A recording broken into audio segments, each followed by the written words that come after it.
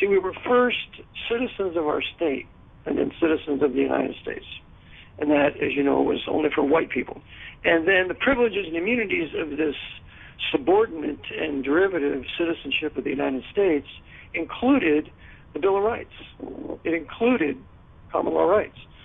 So since that was the case, that meant there were absolute limitations on the power of the federal government. So the Jesuits sought to remove those absolute limitations on the power of the federal government after they fomented the war between the states, or I should rather call it the War of Northern Aggression, after they killed approximately 700,000 American men and others in that war. During that war, they then forced the 14th Amendment down the throats of the southern state. And what the 14th Amendment did was it broadened the old Article 4, Section 2 U.S. citizenship. It broadened it. It did not create a new citizenship to include blacks, whites, Asians, Hispanics, whatever. All these different peoples now, including the whites, became what we call American freemen. But then it also made the federal citizenship national. And the next change was in 1873. The Supreme Court ruled in the Slaughterhouse decisions. And they brought this case before the Supreme Court for the purpose of having the Supreme Court decide that the privileges and immunities of this new national 14th Amendment citizenship did not include the Bill of Rights or did not include fundamental rights. And so that was decided in 1873. So, but that's what the Jesuits had those leading men on the Supreme Court decide didn't include fundamental rights. So if that's the case, then there were no absolute limitations on the power of the state government or the federal government against these American citizens. The third change is in Pennsylvania here in 1906, I started filing the birth certificate. When it is filed, it has all the indicia of the contract, writing, signed, sealed, and it's filed with a third-party record. And when it becomes filed with a third-party record keeper, it is now ipso facto, it is by operation of law, a contract. There is no need for consent to make it a contract. So this contract that was created, filed, it created an artificial person. And the artificial person it created is called a U.S. citizen. It attached the American citizen to this, making the private American citizen a surety for it, and wedded into one with it. The American citizen became the property of this business trust, of this U.S. citizen. Third change comes in 1933 when FDR, who I call the American Augustus Caesar, when he proclaimed his Emergency War Powers Proclamation on March 9th, 1933, Proclamation 2040. And when he did that, he was backed up by the Congress that on that same day passed the amended with the Trading with the Enemy Act, which was a World War I statute. And so they amended it to apply to all persons, didn't say citizens, all persons within the United States. When the Jesuits had fomented the Great Depression, they caused it with Joe Kennedy being the chief short seller, that Knight of Malta. He went on to be the head of the first Securities and Exchange Commission. Joe Kennedy caused the Great Depression for the Pope, and then the Pope brings his solution on by causing the amended Trading with the Enemy Act to be passed in Congress along with the Proclamation 2040 of FDR. What this did was it seized all property in this country as booty of the de facto military government established by FDR on March 9th, 1933. He seized all the labor in this country. That is, he seized all the U.S. citizens and their surety and their property, which is the private American citizen. So he seized all the labor in this country as booty. Whenever an army takes something on land, it's called booty. When a navy takes something on the high seas, it's called prize. So the military government took all the labor as booty. It took all the property as booty because that's registered. So remember, it's taking all registered property. It seized all real estate, all registered property in every state, in every county where all the property is registered in every county courthouse. And it also seized every business that was created by corporate charter or whatever. So all these three things, the foundation of the country's wealth, was seized on March 9th, 1933. This is huge. Okay, the fifth change was what I call it the new status in contract and commerce. So they took these U.S. citizens with their surety, their private American citizens. They took these U.S. citizens and they put them in interstate and foreign commerce in 1935 with the Social Security Act, giving them Social Security numbers to interface in commerce things. So they took their booty and they put it in commerce. The sixth thing they did was in 1938, the Supreme Court that had been, two of the justices had been packed there by FDR. Remember, FDR is advised by Jesuit Edmund Walsh at this time. Hugo Black and Reed. Hugo Black was a former Klansman. So they put Black on the court and they put Reed on the court, and these now will be able to have a majority for the Jesuits in control of the New Dealers and the whole damnable, wicked, socialist, communist, Fabian socialist New Deal. What they did was in 1938, on April 25th, 1938, on this day, the Supreme Court handed down two key decisions. The first decision was Tompkins versus Erie Railroad.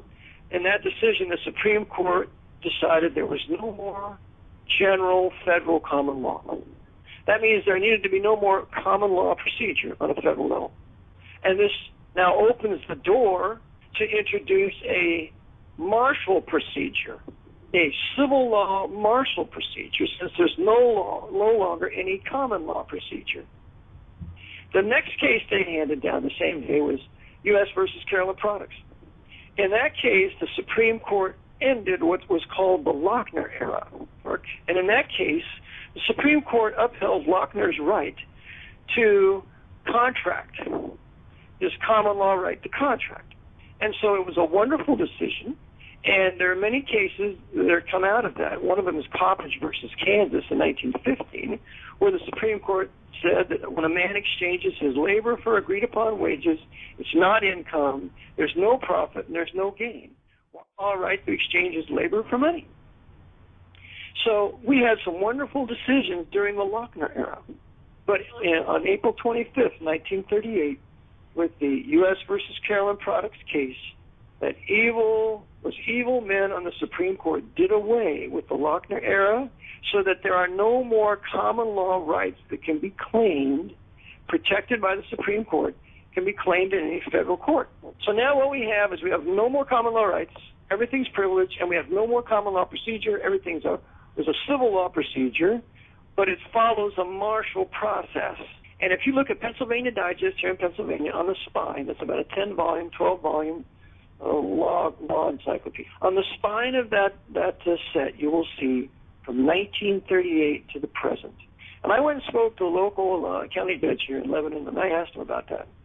And he said, that's right, 1938 did begin a whole new legal era in this country. So what we have here since 1938 is we have a martial process for U.S. citizens in every state and every federal court.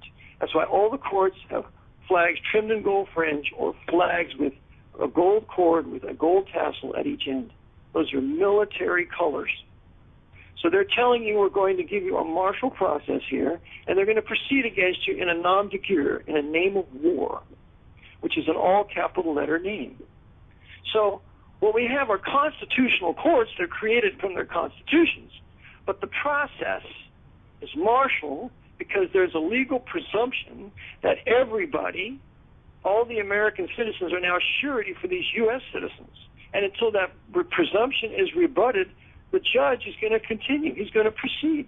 So that's what we have now. And then the last thing they changed in the seventh step was the new status and contract at war.